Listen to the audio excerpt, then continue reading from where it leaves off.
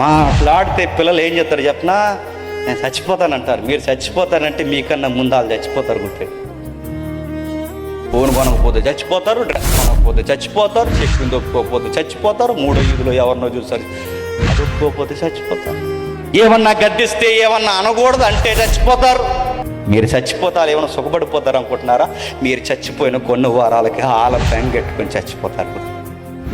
కూతుర్ల మీద కొడుకుల మీద తల్లిదండ్రులకు ఉన్నంత ప్రేమ ప్రపంచంలో ఎవడుకుంటుంది చెప్పండి? దేవుని తర్వాత ₹100 మెసేజ్ నీకు లింగం వస్తే ఎంత కేరింగో అనుకుంటా. కేరింగ్ కదడు, వెళ్ళిపోతాడు ఏమనుకుంటున్నావు?